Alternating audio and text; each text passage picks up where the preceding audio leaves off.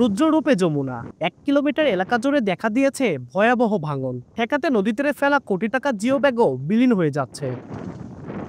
2 বছর আগে ভয়াবহ ভাঙনে বগুড়া সারিয়াকান্দির কামালপুরের ইছামারা ও ফকিরপাড়ায় শতবিঘা ফসলি জমি, বসতবাড়ি ও অবকাঠামো বিলীন হয়ে যায়। সেই সময় ভাঙন ঠেকাতে নদীর তীরে 12 কোটি টাকা ব্যয়ে জিও ব্যাগ ফেলা হয়। এতেও পরিস্থিতির উন্নতি হয়নি। গত এক সপ্তাহে গোদাখালী থেকে দড়িপাড়া পর্যন্ত 1 কিলোমিটার এলাকা জুড়ে ভাঙন ভয়াবহ আকার ধারণ করেছে। এতে হুমকির মুখে পড়েছে নদীর মূল বেড়িবাঁধ। চরম আতঙ্কে স্থানীয়রা।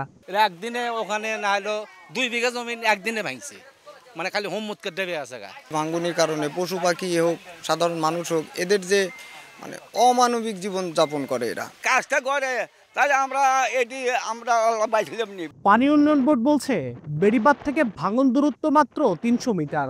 এতে উজানো ভাটির দিকে নদীর তীরে 4.5 কিলোমিটার এলাকা পুরোপুরি ঝুঁকিপূর্ণ ও অরক্ষিত। স্থায়ী সমাধানে 1750 কোটি টাকা ব্যয়ে নদীর তীর রক্ষায় একটি প্রকল্প হাতে নেওয়া হবে।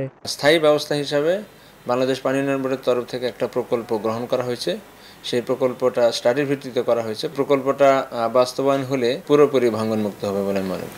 যমুনা নদীর বেড়িবাঁধ ভেঙে গেলে বগুড়া ও সিরাজগঞ্জের অন্তত 5 উপজেলার ফসলি জমি ও অবকাঠামো মারাত্মকভাবে ক্ষতিগ্রস্ত হবে।